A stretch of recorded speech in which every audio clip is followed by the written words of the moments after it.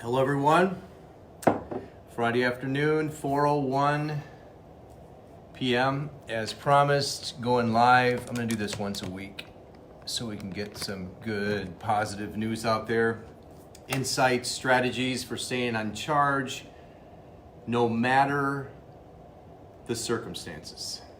And that is not an easy task. I'll wait a minute here until more can hop on. We got a lot of ground to cover, and as promised, I'm going to give you every piece of information that I have available to me that not only will share some insights and possibly some positive sides of the COVID-19 pandemic that you haven't heard yet. Those are the sources that I'm seeking out in order to give this to you every Friday. And also the way to stay in charge of our mindset regardless of the thing that's right in front of our face. And as I said, that's no easy task. Hey, Mary Beth, thanks for tuning in.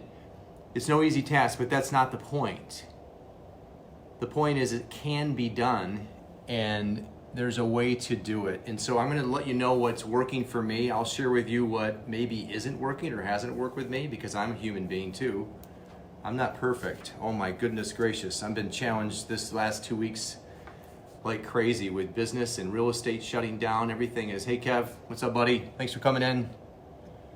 You know, it's just been an absolute crazy 2 weeks.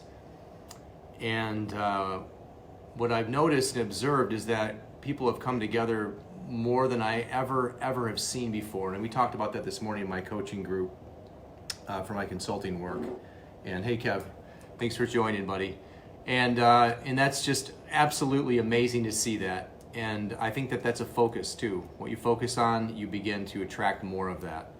And so I've seen some miracles and some things happening in all across the country. And I'm going to share some good news with you today. I'm also going to share some strategies for maintaining a positive mindset no matter what is going on in front of you. And so many people need that right now. Hi Emily, how are you honey? Nice to see you. Happy Friday. Happy Friday. Can I wave to you? There you go. Happy Friday, everyone. Let's get started. Hey, Emily.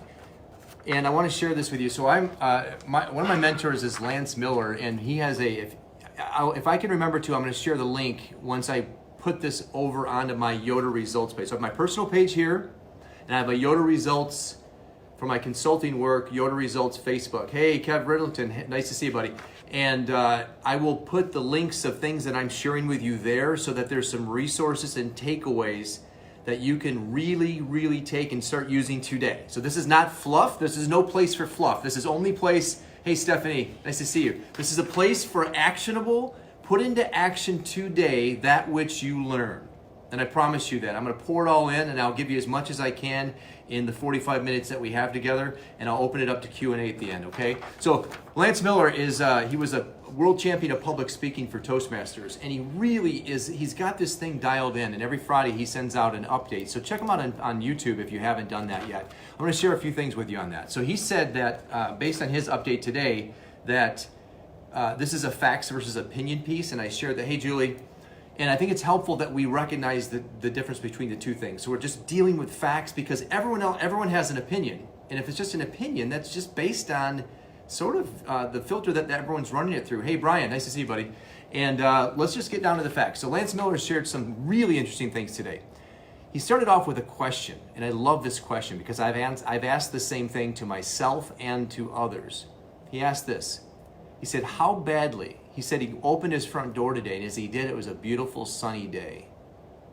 And he just stared out and just observed the natural beauty of the environment that's right in front of him. And he asked the question, how bad would it be? I'm just curious, how bad would this be if nobody was telling me how bad it was? It's an important question. It really is an important question. It's pretty profound. Think about it. How bad would it be if nobody was telling you how bad it was? So take that with you. That's important because then you'll start to realize what we're going to cover today is that it's mostly bad because we're being told how bad it is. And in the absence, if we remove all of that negative news from the equation, and someone said, hey, by the way, there's this thing, it's COVID-19, it's kind of serious, and people are dying, it's sad, but it's not nearly as tragic as the flu. In fact, there's far more deaths from the flu every year than COVID-19, but be safe and do the right thing. We're gonna give you some protocol around that. Hey, Uriel, nice to see you. We'll give you some protocol around it, and here's what it is. Stay 6 feet from each other and wash your hands and do the right thing. Love your neighbor, share, don't pillage and steal, take all the toilet paper from grocery stores. Play it cool, be calm, okay? It's all good.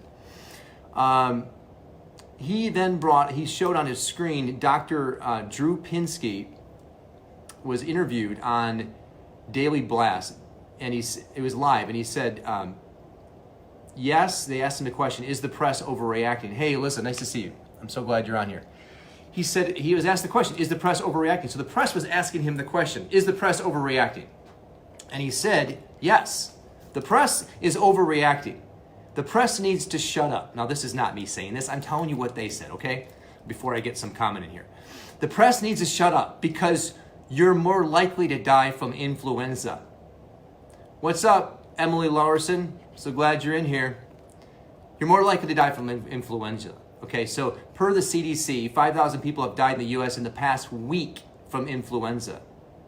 Why are we not putting our priorities in the right place? In the press, they do not know how to report medical issues. Hey, John, nice to see you, buddy. The press doesn't know how to report medical issues. What is the takeaway from this? And so they asked him, how should we proceed then, Dr. Drew Pinsky? And he said the following. His reply was, if Anthony Fauci, one of the leaders in infectious diseases, by the way, it's Anthony Fauci. So he's an American physician and one of the leaders in infectious diseases who has served as the director of the National Institute of Allergy and Infectious Diseases since 1984. Okay, now we have the basis behind the facts here, okay? So now we have someone that's an authority that knows what he's talking about. So his answer was this: if Anthony Fauci, one of the leaders in infectious diseases, goes on the air and says, don't worry about it, then don't worry about it.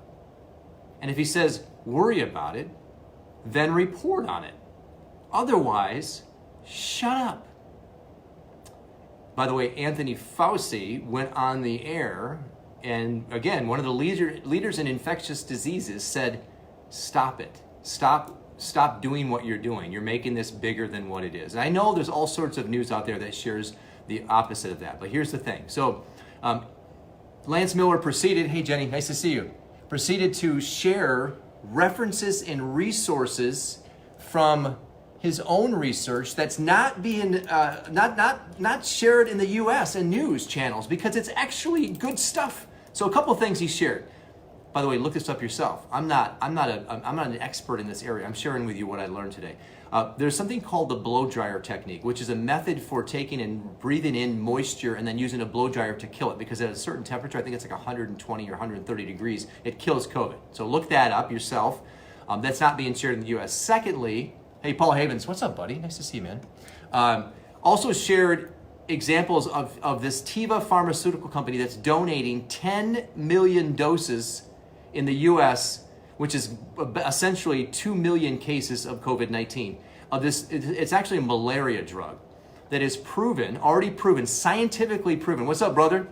Nice to see you, Justin. That is proven to cure coronavirus. Proven in a scientific laboratory. Hey, Jenny.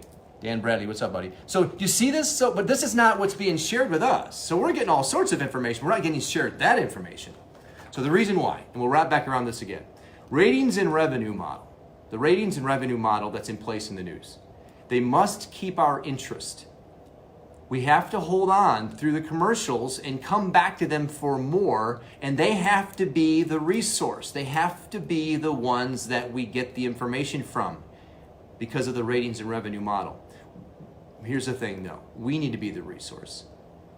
We need to be the resource. We need to go to the CDC and know the truth. We need to be the resource. So the reason why this works, The reason why this works, the reason why everyone is so tuned in, is because the times that we're the most anxious is when we tune in more. But it's the times that we're most anxious is when we can't, hey Dan, nice to see you, buddy, is when we can't predict the future. That's what brings on the most anxiety. Dan, seems like I can't just come back to the office. I know, buddy. Look, I'm here all alone. 4,000 square feet abandoned. This entire building, 40,000 square feet. I think I'm the only one here. So I think I'm practicing the 6-foot rule. So back to the anxiety piece. The reason why that it makes us so anxious, hey Kelly, nice to see you, is that we can't predict the future, is the most anxious state that we're going to be in. And so once we know what's going to happen, the anxiety goes away.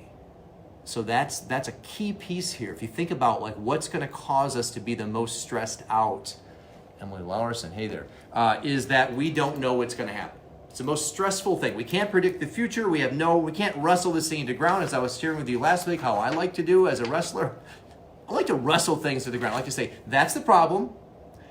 Let me take you down, and I will wrestle it to the ground. I will wrestle the problem to the ground. I will win and stand victorious on top of the problem. This is not that kind of a thing. We have no idea how it's going to play out. So, but that leads me into the main point of this video, of this sharing with you today. The main point is that we can be able to guide our futures, which is that thing that we're talking about that's missing, is we don't know what's going to happen. We can begin to guide our futures by guiding our thoughts in the direction that we want. Now, there's science that backs this, and all the great leaders all through the ages have all agreed. They've been in dispute on mostly everything else except for this one, is that we become what we think about, and we manifest what we think about the most. Some call it law of attraction, and some, on the science side of it, is the reticular activator. So those of you that are like anti-LOA, understand this. Are you worried that your brain actually has a component built within it that actually does sift and sort and rid out all the other information so that you can be focused on one thing to the exclusion of all other things and attract that to you? Have you ever gone to buy a car before, and as soon as you made the decision you're going to buy it, you see it everywhere? That's the reticular activator at work. Have you ever walked through an airport? Hey, work, what's up, buddy? And there's all this chaos on the intercoms going, right? Just crazy. Like they're paging people left and right, Tara, hi. And you know, guess what? Hey, Brooke, nice to see you. D, what's up, D Money? You don't hear a damn thing. You hear nothing. This is all going on. All of a sudden, Kevin Yoder, you left your bag at aisle or left the bag at the security. I'm like, what? Reticular activator. It tunes into that which we are familiar with and that which we are focused on. You don't need to know anything more other than those two examples. You know it's true. So what we focus on expands. And what we focus on is what will determine our vibration and how we're going to feel, which then sets up a vibration in our body. Let me get into that. What's up, Dave Galloway? Nice to see you, buddy. And that's the thing. So let me get into this. I shared last week the importance of a morning routine, and I wanted to give you a little bit more on that today because this is the piece that's been working for me and continues to work for me amid all of the frustrations and the fear and waking up at 2 o'clock in the morning myself thinking, hey Eva, how are you? What's going to happen? Is the morning routine rock solid every day, committed and formed a habit of this so that I can at least have this one piece, this hour and a half where I am focused on me, focused on positivity, on gratitude, on reading, on educating my mind, on educating my body, on getting spiritually focused, asking for guidance, reflecting on the day, reflecting on who I want to show up as today and how I want to be, and what I want this to look like in 30, 60, 90 days to a year from now. If I didn't do that, then I would run the same program that's being ran, and I would be in fear mode. So it's such an important piece. So one of the components of a miracle morning is, and I have my own version, you can have your own version too, but essentially it's working on your spiritual side, praying, meditating, clearing your mind, asking for guidance. And it's reading. Read at least 30 minutes a day of a topic, hey Karen, nice to see you, that you're interested in, that is going to help serve you. And right now, probably more like centered around, it should be, if I'm going to give advice, on what you can do to bring more of yourself to the party. If you're not a reader, sorry, but the learned are going to be, those that can learn and relearn are going to be the ones that survive throughout anything else, is to throw away old models and implement new models by learning and being knowledgeable about the world in which we live in and how we can help and be a part of the solving the problem, not just talking about the problem. Okay, I digress for a minute. So gratitude is the other piece, and I'm going to share that with you today. Then the final piece is working on your body. I shared this morning in my coaching group my Tabata exercise, and I shared it's like unlike anything else. I don't have a lot of time to work out, so I commit to about 15 to 30 minutes max. And sometimes it's about 15 because I want to just get on and get off, but it's high intensity interval training. If anybody wants to know my morning routine, send me a message. I'll just copy and paste that for you. You can use that, okay? Anywhere between 4:30, and lately, if I'm being honest with you, it hasn't been 4:30 because my kids are home and we're up later than normal, so that has kind of thrown a wrench in the plan, but it's okay if I get up at 5:30 or 6. See, the thing is, as long as it's consistent, okay? So here's the thing. Let me read this to you. Wallace Wattles, in his book, The Science of Getting Rich, put it beautifully when he wrote. So here's the thing. Gratitude is so important. To start the day off with gratitude and to end the day with gratitude. Kelly, yes. Let me show. She commented on my shirt. Good. I have something on that, okay? This is Jocko Willink, super badass Navy SEAL. You probably know him. He's an author and a speaker, and he also has a sweet podcast. But I have something on that. I'll share on my shirt later on. There's a reason why I'm wearing a shirt with a bald guy on it, okay? But back to Wallace Wattles with The Science of Getting Rich. He put beautifully when he wrote, the whole process of mental adjustment and atonement can be summed up in one word: gratitude. First, you believe that there is one intelligent substance. He's talking about our Creator, God, Spirit, from which all things proceed. Second, you believe that this substance gives you everything that you desire. And third, you relate yourself to it by a feeling of deep and profound gratitude every single day. Many people who order their lives rightly in all other ways are kept in poverty by their lack of gratitude. Having received one gift from God, they cut the wires which connect them with Him by failing to make acknowledgement. It is easy to understand that the nearer we live to the source of wealth, the more wealth we shall receive. Wealth is subjective. There's financial wealth, and there's wealth of happiness and joy and love. Hey, Kev, you're back on. Good, buddy. It's so easy to understand that the soul that is always grateful lives closer in touch with God than the one which never looks to Him in thankful acknowledgement. So that's the power of gratitude. And I have a gratitude journal. You know what? If you want to, I'm going to share a link for that. I have a gratitude journal PDF. I'll share in the link. But you can buy them online, Amazon. But get a gratitude journal and every day. Make a habit of the morning and the night. So every morning, start with gratitude, your miracle morning, and then you end the day with that. Let me share with you something about something called bookends.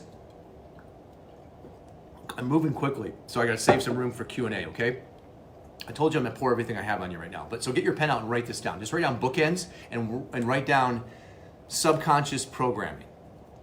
Subconscious programming bookends. The reason why I say bookends is because there's this concept of Twilight Reverie. If we understand that our subconscious programs it started when we were young wee lads and gals, okay, between the ages of 0 and 7, we were programmed by our environments, by our parents and grandparents, radio, television, all programming the way that we view the world, our self-concept, our self-image, the way that we feel like how we fit in, the amount of money we think we're deserving, the kind of career we're going to have. It's all based on that programming. So subconscious programming is deep.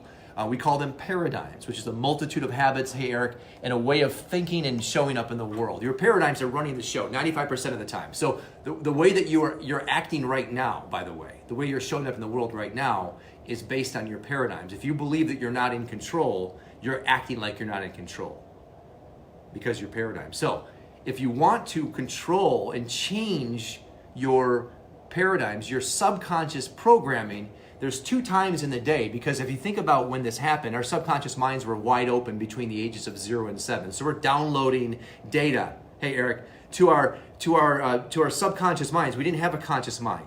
Okay, look, the image of the mind. This is not exactly how it is, because the subconscious mind is not actually the lower half of our brain, but we were given the image because the image brings order to this conversation. So the conscious mind was not there. We only had the subconscious mind. So we were downloading the information all through that childhood, and what our parents were saying around us, what the world was all about. Oh, is it hard? Is it the life is hard and only they deserve that? We don't deserve that. All that stuff is going on. And so we run the program from cradle to grave then. So if we're interested in changing the subconscious programming, I call it bookends, because the morning is the time where you work on yourself with a miracle morning, and then at night before you drift off to sleep. Let's go back to Twilight Reverie. Dr. Bruce Lipton brought this term to light. I don't think he invented it, but he made it clear in his books that the Twilight Reverie is the time when we are drifting off to sleep. How much is that? Like maybe 5 to 7 minutes, where our conscious mind begins to lower. It begins to go away because you're drifting off to sleep. The subconscious mind is wide open. Now, the information that you're thinking before you go to bed is what is locked into the subconscious mind. Now, consider this. What you're doing in the last 5 minutes before you go to bed is what your subconscious mind is marinating. I know, you know, it's interesting too. I can see how many people are live. I just lost 7 people with that last comment. No one wants to hear about it. It's okay. You know what? Those are still on here. Stick with me, because this is probably the most important damn thing I'm going to share on this whole thing. What you think about for the last 5 minutes is what your subconscious mind goes to work on all night long. So if the last 5 minutes, if you're thinking about your big goals and what you're happy and grateful for, your gratitude, what you're appreciating, and then what you're also planning on, what your goals are, your subconscious mind will begin to go, hey William, will begin to go to work. Hey, what's up, Justin? We'll begin to go to work on that all night long. There's a book written by Neville Goddard, and he talks about this concept. The whole book is about that. It's about feeling is the secret is the name of the book. Feeling is the secret. What he's talking about is how you feel, and as you go to bed is going to then be that the subconscious is going to work on it all night long. So if we plant the seeds in Twilight Reverie right before we drift off to sleep. So are you watching the news before you go to bed? No bueno. So your subconscious mind goes to work on negative ideas all night long. So in the book, hey William, he talks about how what happens then is then when you watch the news before you go to bed, or you're emotionally involved in negativity or fear and lack. Maybe you had a bad day and you're festering on that before you go to bed. All night long, your subconscious program is working on that. Your subconscious mind, is working on that. And then you show up in the day and you're going throughout your day and you're like, what the hell is going on? Why is everybody so mean? And why is this world so corrupt? And why is that person cutting me off? And this is, and you're just going, you don't realize what's happening is the world is mirroring back to you that which you were marinated on all night long. You just don't know that. Powerful. What's up, Curtis Fowler? Nice to see you at the park over the weekend. A lot of people out and about playing. Picked up this game of pickleball. Play with my wife and kids, and a lot of people out enjoying the great outdoors. Which is one of those things that is what's good about this. That's what's good about it. Eric. Yes. Discipline and create passion, focus. Yes, indeed. So, bookends, morning and night, okay? So then your days are filled with gratitude and subconscious programming that's empowering. Okay, so let's move this into the goal-setting piece of this equation. So when people are frustrated right now and they don't know what to do and they're spending their time spinning their wheels, they're kind of like passing time. What's up, Justin? What's up, buddy? Nice to see you back. Passing time right now. So passing time would be, Curtis, did I win pickleball? I think I split it. Not too good right now. I'm being honest with you. I'm a little bit rusty. I got to get my game on, dude. Like my 9-year-old is actually getting close to beating me. I didn't tell him that. I don't want him to know that because then he gets cocky, but it's mostly a mind game, right? So, if we're not involved in a big goal in our lives, regardless of COVID-19, if we're just take COVID out of the equation, we're just talking on a Friday afternoon. If we do not have a big worthy ideal, a big goal, we call it, I know, Curtis. Yeah, I'd be out there playing right now, but I'm doing this, so I think this is more important. But if we don't have a big goal, we're going to spin our wheels anyway. I had real estate agents on my team. One agent said that he felt like he was on a hamster wheel. And I said, well, what's your goal? He said, what do you mean? I said, your goal. What's your big goal? Yes, I know, Kellyanne. Passing time is depressing. I'll talk about that in a second. He didn't have one. I said, well, you got to have a goal, a purpose, a reason, right? So a purpose is a big, big, big reason for living, and then your goals are what helps you accomplish your life purpose. But let's just talk about the goals for a second. So in the absence of a big goal, we call them C goals in my consulting work, A, B, and C. So C being a big goal that scares you, that you don't know how to do. It scares you, it simultaneously excites you, gets you out of bed at 4:30 in the morning. You can't wait to get up and go after it. So if you don't have one of those, that's probably you don't have that. So find a reason, something you're excited about, you're going after in 2020, and then you put yourself there every single day. That way you're projecting into the future, visualizing what that looks like, and you're not festering in right now. Hey Claire, thanks for joining. You see that? This is the missing link to this whole thing. And everybody wants to fester and fume and worry about right now. They don't have a big goal. They're not going after something massive, so they're just stuck in right now. And right now is all they have. By the way, right now is all we all have. But when we have a big goal, it's pulling us towards it. It's so important. Ask yourself what you want. That's the question. What do I really want in life? And by the way, okay, there it is. There's the timer. I could walk out of here right now and get hit by a truck. I don't know, and nor do you. And so we only have so much time. It could be an hour, it could be a day, it could be a week, it could be a month, it could be 20 years. We do not know that. And this COVID thing is really bringing light to that. We don't know how long we have. So consider that our life is no more than a combination of our days stacked up, and our days are nothing more than a combination of our hours, and our hours are our minutes. So we can't afford to waste a minute of our life worrying and festering about something that we don't know if it's actually going to play out that way. That's the fear section of this conversation, so I'll get to that in a minute. So we have to have big goals. We have to be able to look into the future and make, hey, Kelly, thanks so much, I appreciate it. Yes. So yeah, a lot of people are thinking about this. That's why this is so relevant right now. So you can't get through this without your C goal. That's my point. So let me read you this. Andrew Carnegie, he helped Napoleon Hill write this book, Think and Grow Rich. If you haven't read it, get you a copy of it. It's pretty profound. It's only the most successful, or the most widely read, most referenced success manual that's ever been written in the history of time. My mentor, Bob Proctor, has had the same copy since the 1960s. He said he's read it hundreds of times. He maybe even thousands of times.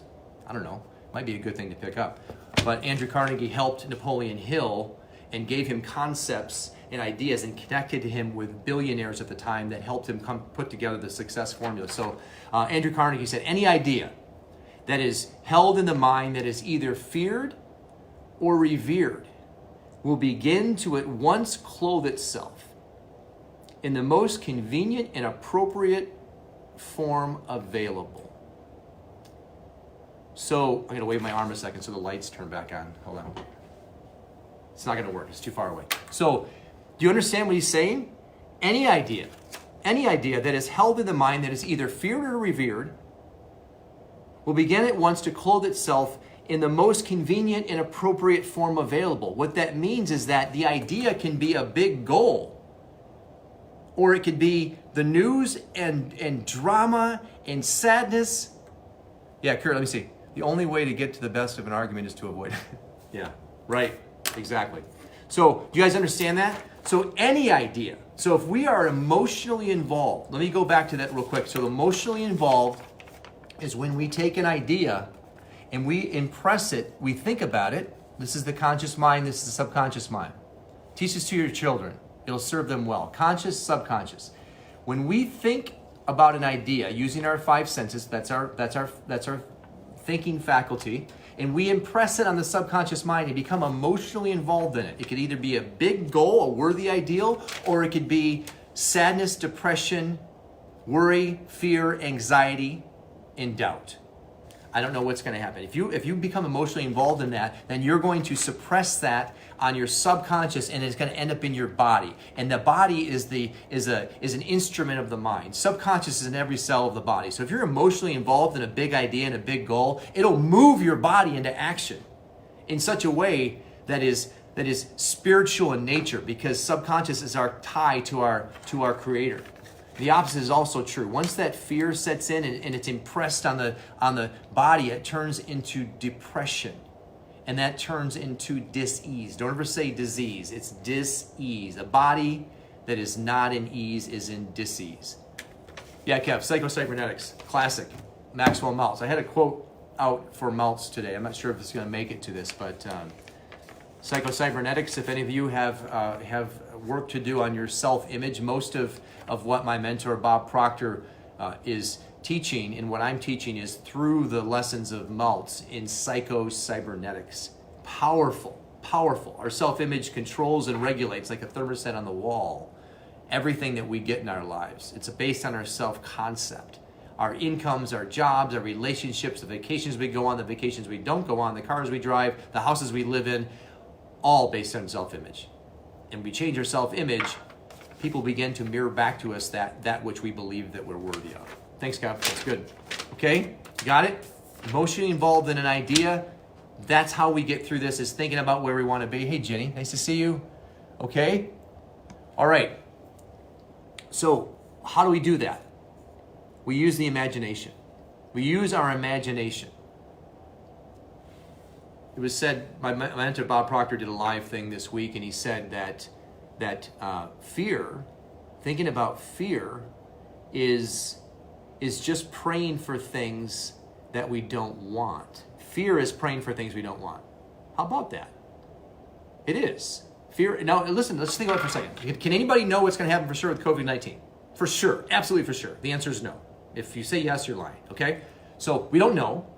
And so right now we're standing here. We always have a choice to decide what we're going to become emotionally involved in. So if I want to think about the future and what I'm creating for the future for myself, for my family, for my company, for my clients, then I'm going to become emotionally involved in that. It's a choice.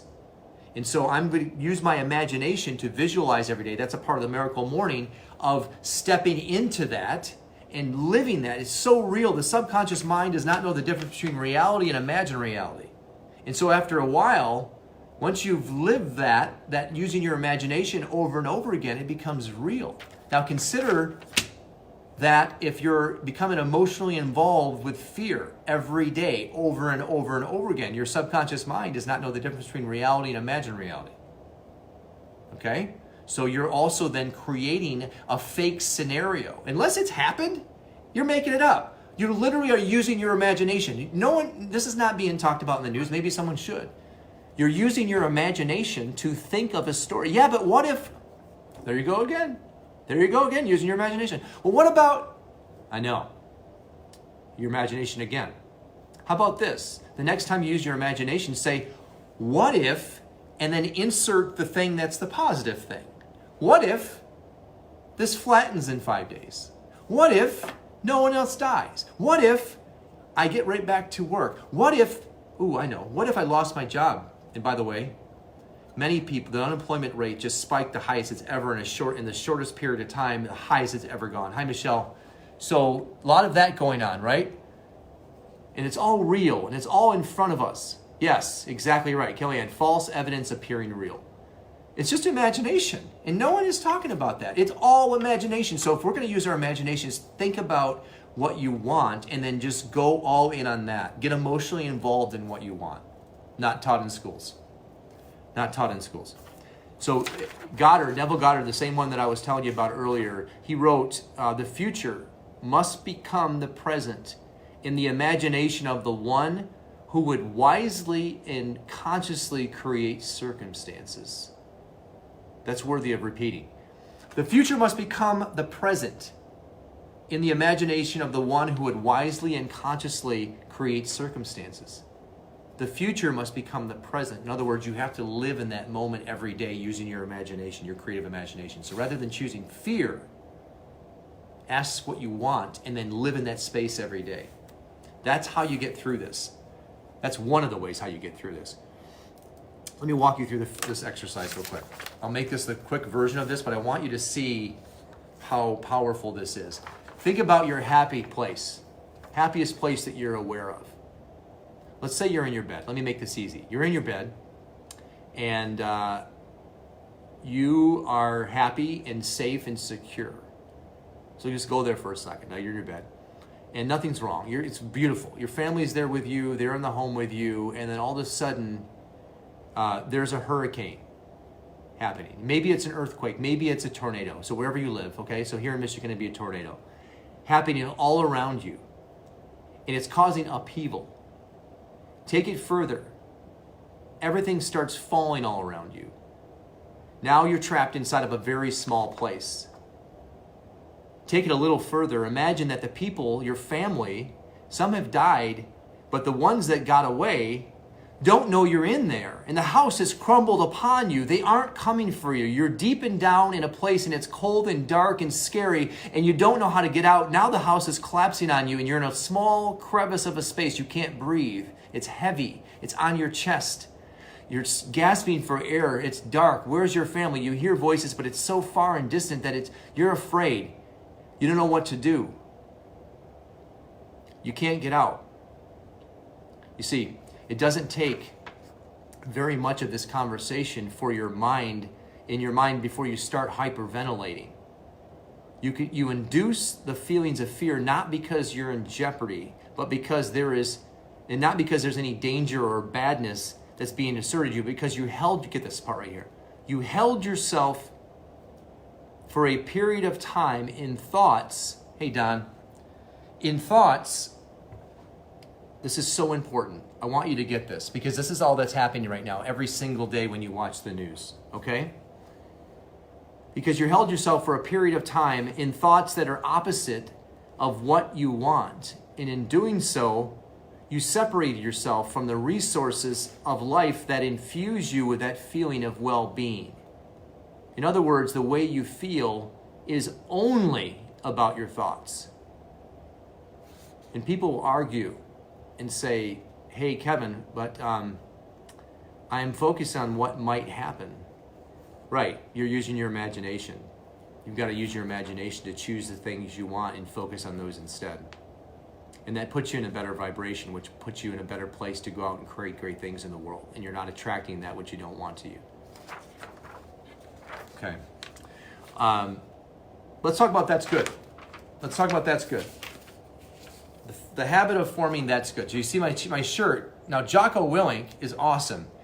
I found out I think he just copied this idea. Now, he says good. So Jocko was in the military all through Iraq and Kuwait, and he saved lives, and he was a commander during the Gulf Wars.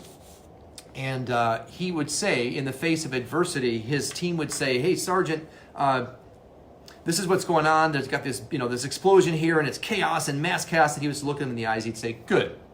And they'd say, what? What do you mean good? What's so good about it? Well, he would say good because here's what happens. W. Clement Stone wrote, hey, Fiona, he adopted this motto of saying that's good when anything happened that was good or bad. Most of the time it was good, but even in the face of a serious situation and even a deadly situation that would have sent the lesser man scurrying for cover. By the way, there's an awesome story of this. Earl Nightingale. Go search Earl Nightingale on YouTube. Search that's good, and you'll find this, okay? He'll walk you through this. He'd smile and say, that's good. His associates would shake their heads and resign in disbelief. He'd tear headlong into the problem and find what was good in it. Invariably, some element of the situation would turn to be good. And he goes on to say that there are times when misfortunes come down on us in great magnitude. Yet if we can understand that something good can usually be found in almost any situation, we'll go quietly and efficiently to work on the most important part of that problem. And that's the one thing that we can do. And then we'll go on to find the next thing that we can do. That's the best we can do, and it's the most mature thing that we can do right now before it becomes bigger than us. So the most successful people, at one time or another, they've been stretched and they've analyzed their poor productivity to analyze their methods. And dry spells are no fun for anybody, but it's often the only situation extreme enough for us to look at ourselves and find out what we're doing, why we're doing it, and whether or not it's the best possible way it can be done. Now listen to this part here. Emerson said, when a man is pushed, tormented, or defeated, he has a chance to learn something. Within any discouraging situation, there's almost always something lurking, an opportunity for growth, maturity, and future success. There's always something that's good about it. What may seem like the end of the world, sound familiar? Won't seem that way in a short period of time. And it won't be that important in 10 months. Take the long-range view, and you can't be defeated by momentary setbacks. So for everybody that's lost a job right now, this is probably the biggest piece right here, is that you have to take the long-range view, and having that big goal and dream and aspiration is going to help pull you through it. It doesn't make it like go away and make it like, I know it's not sunshine and roses, but it will help you get through that. So the next time you're tempted to be discouraged about something, try taking the attitude of W. Clement Stone and simply say, that's good. Now let me go back to the reticular activator. When you're in the middle of a situation, it doesn't matter what it is. Think about this for a second. It just could be something that just crashed in front of you. You dropped something on the floor. Maybe you're typing an email. It's happened to me before. And the entire system crashed down. I lost all that work. Stop for a second and say, that's good. And the reason why you say that, what happens when you say that's good or you say good like Jocko, is that all of a sudden your reticular activator, the section of your brain that sifts and sorts the data and only delivers you that which is relevant and important, it stands wide up and it says, what's good about this? And then it begins to go to work seeking out what's good about it. You see that? And all of a sudden you find yourself going, oh, well, maybe this is good. Maybe I lost my job, and maybe. So you're like, Kevin, really? I lost my job. That's good? Just try it. Try it on for size. Try on this jacket. It's the that's good jacket. Just try it out. You don't need to believe me. Just do it yourself. I've done it. It works for me. It reorients your mind. Just like that. It's a pivot point. It's a pivot. And I talked about the process of pivoting last week. Okay, listen. We covered a lot of ground. We talked about subconscious programming, Twilight Reverie. We talked about the morning process. My throat is hoarse. We talked about time is precious in the hourglass. Do not waste a second. What questions do you have? Let me open this up. We got a few minutes. We're actually over 45 minutes, but I want to make sure that I'm providing as much value as I possibly can here, and leave you with some takeaways. Does anybody who has a question that I can answer for you right now? Struggling. What's something you're struggling with? Fear, worry, doubt, trying to calm your mind. I'll leave something I'll leave a link for this too, but James Allen wrote in As a Man Thinketh. The last chapter of that book, grab it. It's called Serenity. He writes in this last chapter, he writes, calmness of mind is one of the beautiful jewels of wisdom. Yeah, setting goals. So yeah, setting goals. Kellyanne, listen, that, and then Kev, I'll get to you too.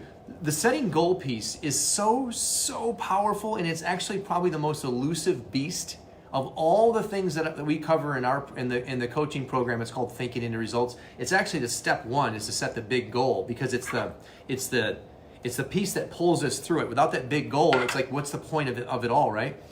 So it becomes sort of a stressor for people, but it really comes down to is asking yourself what you want and then not letting the paradigms come in and talk you out of it. That's what it comes down to. So that we have a process for that. And Emily, I got you too, girlfriend. Okay, so a lot of questions here, guys. So how do you suggest someone start? What's the step one? So Dave, step one is well, there's I can help you with that, but if I'm going to give you some advice here, step one is calming the mind and getting still. Getting still. Calmness of mind is one of the beautiful jewels of wisdom as a result of long and patient effort and self-control. Its presence is an indication of ripened experience and a more than ordinary knowledge of the laws and operations of thought. Wow.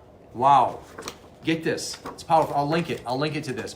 And then when you're sitting down and you're still and you ask, what do I really want? I wasn't taught that in school, man. Like, I'm 47 years old. Really? I didn't learn this until I was 45. How to set a proper goal by asking what I really want, because I would never ask the question before because my paradigms were so strong. They're like, you don't deserve that, right? So what do I really want? And then we have a great power flowing to and through us. We have a great power flowing to and through us. If we're still, Spirit will answer. We can ask our Creator, Source, God, Spirit. Look, we can call whatever we want. It's just a name, right? So there's a great spirit and power that's flowing to and through us. When we ask a question and we have a desire that's coming out of us, desire. It's Latin for de sire, which stands for of the Father. So that's coming from our source.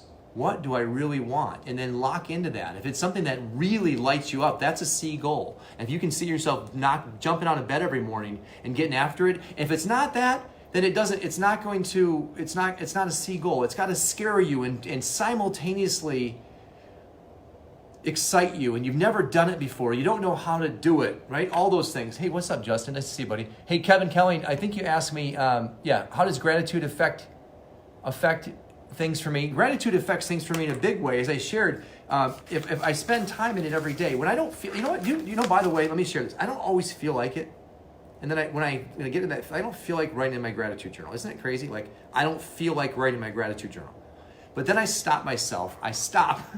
And I'll say, that's good, or I'll pivot, because it's like this, it's the ultimate irony, is not feeling like writing your gratitude journal, knowing the benefits that come of being grateful.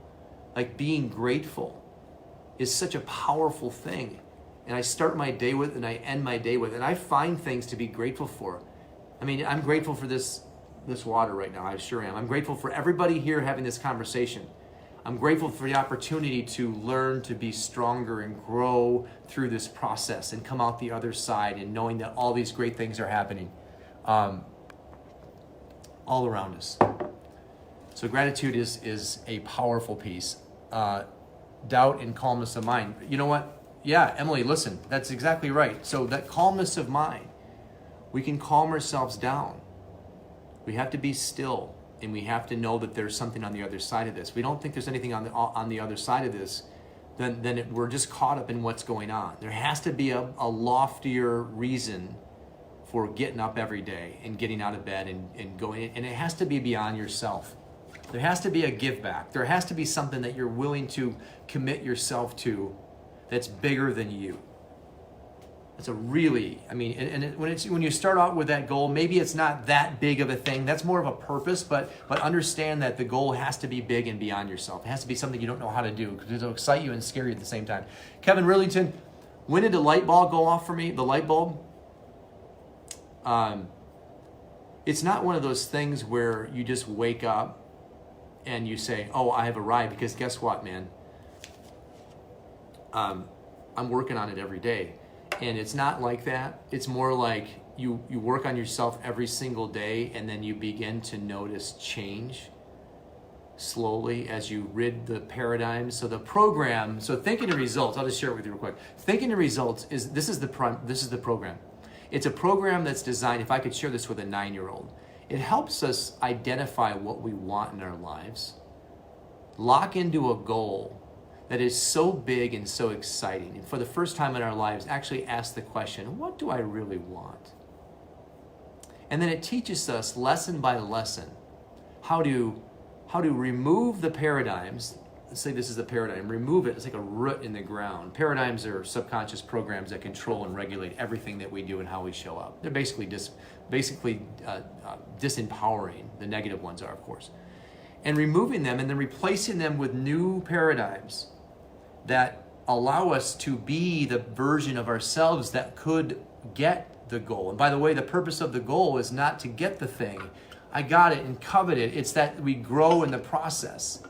And that's what this program is. And it's spiritually based with business application. So every lesson builds and helps you identify who you are, and you're growing and learning the process and changing your self-image along the way, busting through fear, leaving people with the impressions of increase as a way of being, as a way of living, as a way of actually showing up in the world. No matter where you go, all you want to do is help people.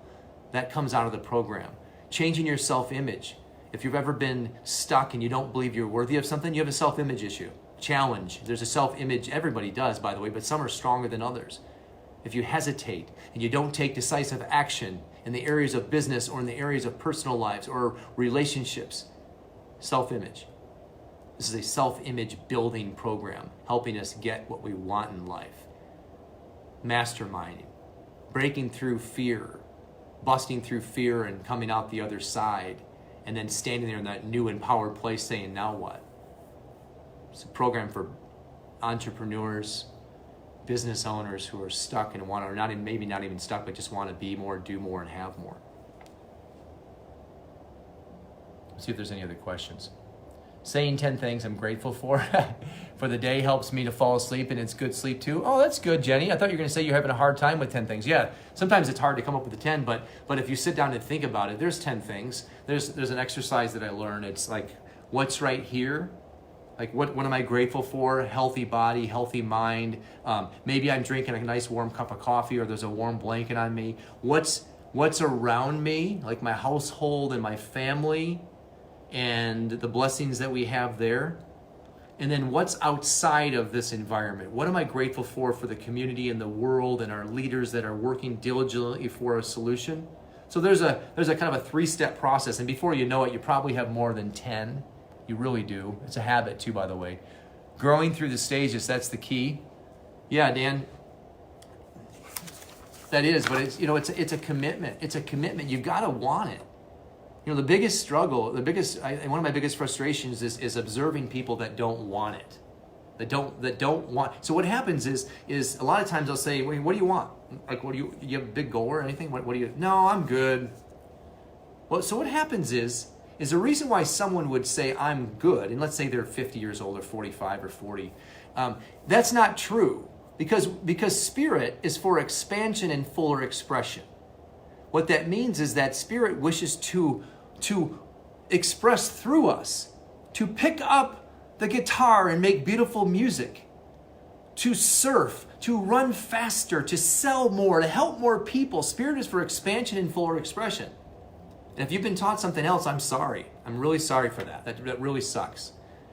So when you're in a place that you've resided that you don't want to go on vacations, maybe you just don't want to travel. Maybe that's true, but that's probably only 10% of the population. Most of the time what happens is that you've set goals before and you haven't accomplished them, and it's happened over and over again. So you've trained yourself, you've trained your subconscious that you're not worthy of that. So it's easier just to say I don't need anything or want anything than it is to go after something again, because you haven't learned how to connect the dots between setting a goal and accomplishing it and bridging the gap between the two, because you're too busy observing the gap between the two things. That's called minding the gap, by the way. One other thing we learn in the process, in the program. Any other questions for me? I want to leave you guys with the impression of increase today and every day, so that we can get through this together as a worldwide community. I'm involved in this material most of my time, even when I'm doing the acting in the role of real estate business owner, sales coach, visionary for my company.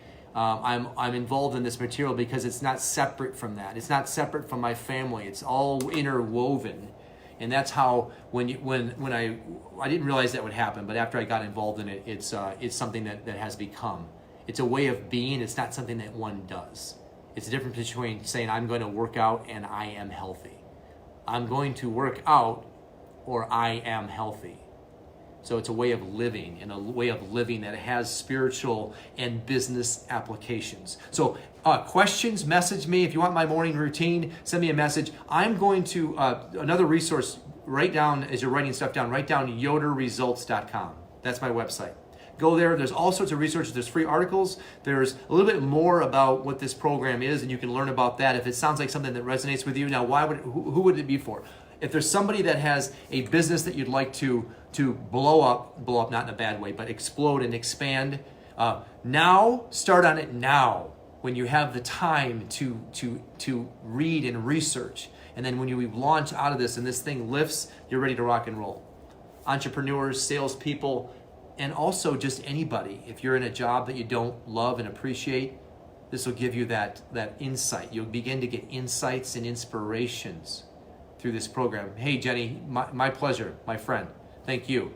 That you've never had before, and that'll allow you to finally do what you want to do in life.